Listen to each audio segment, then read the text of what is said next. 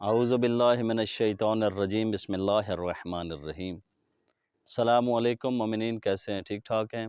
امید کرتے ہیں آپ سب خیریت سے ہوں گے۔ آج ہم آپ کے سامنے ایک انتہائی اہم موضوع جو ہے وہ لے کے آئے ہیں۔ آج ہم احکام طہارت کے متعلق پڑھیں گے۔ تو یاد رکھیں، کوئی بھی آپ نے عبادت کرنی ہے، کوئی بھی عبادت ہے، تو اس کے لیے جو طہارت ہے وہ سب سے پہلی شرط ہے۔ اگر آپ کا جسم پاک نہیں ہوگا، آپ باوضو نہیں ہوں گے، تو آپ کی اس عبادت کا آپ کو کوئی صلہ اور ثواب نہیں ہے۔ تو یاد رکھیے گا، طہارت بہت اہم موضوع ہے، غور سے سنیے گا اور آگے مومنین تک شیئر کیجیے گا۔ سب سے پہلے دیکھا جائے تو پانی جو ہے اس کی دو قسمیں ہیں۔ اس سے بھی پہلے اگر آپ توجہ فرمائیں تو یہاں پہ دو چیزیں ہیں جن کے ساتھ انسان طہارت حاصل کر سکتا ہے۔ ایک پانی ہے اور دوسرا مٹی ہے۔ یا تو آپ پانی سے جو ہے طہارت حاصل کر سکتے ہیں یا مٹی سے۔ تو آگے پھر آپ دیکھیں، جو پانی ہے، پانی سے وضو ہوتا ہے یا پانی سے غسل کیا جاتا ہے، جبکہ مٹی جو ہے، مٹی سے تیمم کیا جاتا ہے، جو کہ وضو کا قائم مقام ہے۔ اگر آپ کسی ایسی جگہ پہ ہیں جہاں پہ آپ کو پانی اویلیبل نہیں ہے، دستیاب نہیں ہے، تو آپ اس کے بارے میں پھر اس کا متبادل جو ہے وہ آپ پھر مٹی کا استعمال کریں گے۔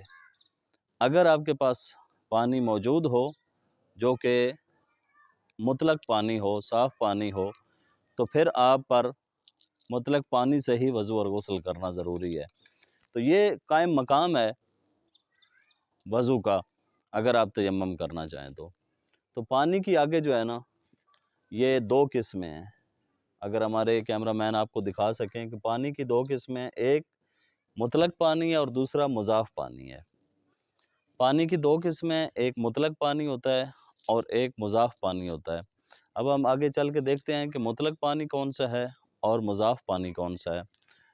تو مطلق پانی سامعین وہ ہے کہ جو کسی بھی چیز کی ملاوٹ کے بغیر ہو، یعنی کہ جو آپ کے پاس چشمے کا پانی ہے، جو آپ کے پاس کنویں کا پانی ہے، جو آپ کے پاس نہر کا پانی ہے، اس کو مطلق پانی کہا جاتا ہے۔ جو بالکل صاف ہو، ہر قسم کی نجاست سے اور ملاوٹ سے پاک ہو، اس کو مطلق پانی کہا جاتا ہے۔ اور نمبر دو پہ ہے مضاف پانی۔ مضاف وہ پانی ہوتا ہے جو اجسام اور نباتات وغیرہ سے نچوڑا جائے، جیسے کہ آپ انگور سے اس کا رس نچوڑتے ہیں، اور اس کے علاوہ آپ مختلف پھلوں سے اس کا رس جو ہے وہ حاصل کرتے ہیں، تربوز ہے، اور جس طرح گلاب کے پتوں سے آپ عرق حاصل کرتے ہیں۔ تو یہ چیزیں ایسی ہیں کہ یہ ہیں تو پاک، لیکن یہ مضاف ہیں۔ یہاں پہ تھوڑی سی سمجھنے والی بحث یہ ہے کہ آیا پانی مطلق اور مضاف، ان میں فرق کیا ہے؟ یاد رکھیے گا، یہ دونوں پانی جو ہوتے ہیں یہ پاک ہوئے ہیں۔ جس طرح کے نباتات کا پانی ہے، انگور کا پانی ہے، تربوز کا پانی ہے، پھلوں کا آپ جوس پیتے ہیں، تو وہ نجاست ان میں نہیں ہوتی، نہ وہ نجس ہوتے ہیں۔ لیکن پھر اس میں اور صاف پانی میں فرق یہ ہے کہ پانی جو ہوتا ہے وہ طاہر بھی ہے اور مطہر بھی ہے۔ طاہر بھی ہے اور مطہر بھی ہے، یعنی کہ وہ خود بھی پاک ہے اور دوسری چیزوں کو پاک بھی کر سکتا ہے۔